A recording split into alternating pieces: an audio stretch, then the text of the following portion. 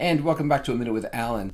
I'm here to talk about the Brady roast, which is this episode. Tom Brady, in case you've lived under a rock, is generally considered by anyone with sentience as the greatest quarterback of all time in American football. And there's no doubt that he is.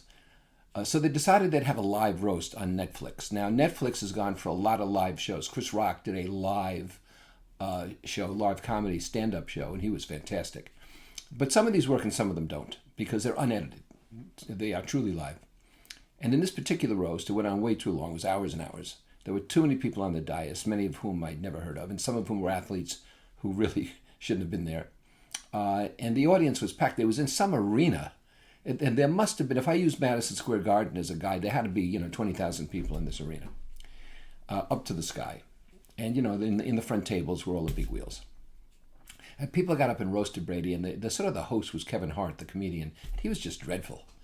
Now, there's going to be profanity in these things. There always has been in the true roast, which used to be private in the Lambs Club in New York. There were people in the entertainment community taking shots at each other with all goodwill, really.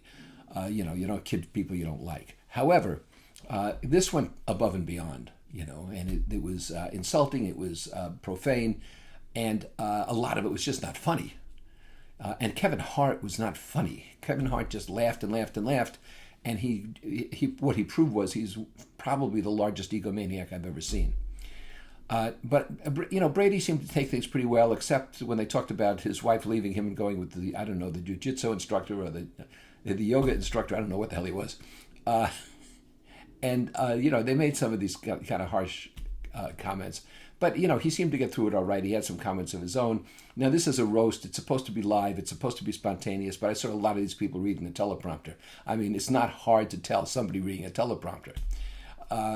Kim Kardashian, for example, was up there with her eyes glued on the teleprompter.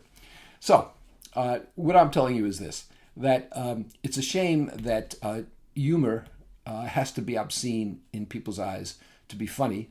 And it's a shame that some things are not funny just because they're live, or dramatic just because they're live, or even interesting just because they're live.